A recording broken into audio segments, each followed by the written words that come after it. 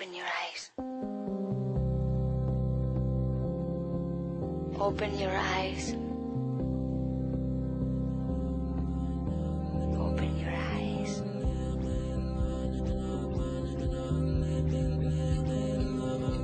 Open your eyes. Open your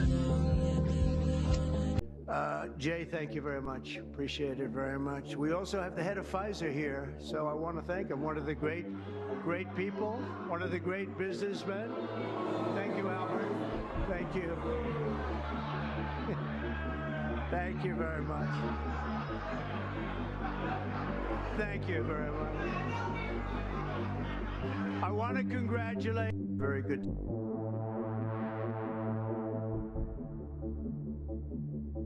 It's time for Americans to wake up. The Lemkin Institute, working for genocide prevention, have now marked the United States with the red flag alert as the country's developments exhibit several red flags of committing genocide. 10 stages of genocide. 1. Classification. People are divided into us and them. 2. Symbolization. Visible symbols name and signify classifications. 3. Discrimination. Dominant groups deny or restrict the rights of less dominant groups. 4. Dehumanization. Outgroups are compared to non-human beings, stripping away their humanity. 5. Organization. Structures begin to emerge expressly to persecute the outgroup. 6. Polarization. Moderates are eliminated, so only the extremes remain. 7. Preparation. Lists are made and plans are set to begin mass killing. 8. Persecution. Victims are identified and separated from the rest of society. 9. Extermination. Outgroup members are killed en masse. 10. Denial. Perpetrators deny and diminish the crimes they committed. On the Lemkin Institute website, the first thing you'll see is information about the United States and the Institute's 12-point genocide prevention agenda for the U.S. presidential candidates. Please like, share, and comment, so this information reaches the people of... Go. Yeah. Basically, God is saying that people are going to be moving halfway across the world to resettle themselves, to be safe, to stay away from breaking hot spots of war. And God is saying Mexico is going to have a hard time with this because of America. Yah is saying that Mexico is going to have a very hard time with this when war comes to the United States, that Mexico is going to get the brunt of the fleeing Americans. He says it's not Canada. He says the pass up through the mountains is too difficult, and the majority of them are not cut out to be going through those rugged mountains, finding their way to freedom. But Mexico is relatively easy, he says, to flee to. So Mexico is going to have trouble, Yah is saying, with so many people.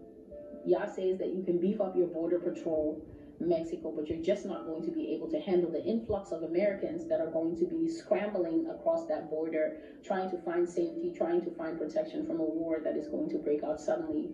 You are going to have a war before you know it. You are going to have a conflict before you know it. You are going to have a clash with your government before you know it, before you can make sense of what is happening, before you can get your wits together. God says before you can actually even look at your investments and see which investment to keep and which investment to divest of. Divest means I'm going to put this back on the market and I'm going to sell it and try and get a little bit more of my money back in my pocket. God says before you can even make the financial decisions that you want to make, the financial decisions that you think are right for your family, while you are yet pondering on that, God says that a war, a conflagration, it's just like you leave all the stovetops on in the house. The anxiousness that I'm feeling is just as if you are looking at someone cooking and then all their stovetops, they just leave all 4 hobs on and then turn on. There was this prophecy of a Hopi chief.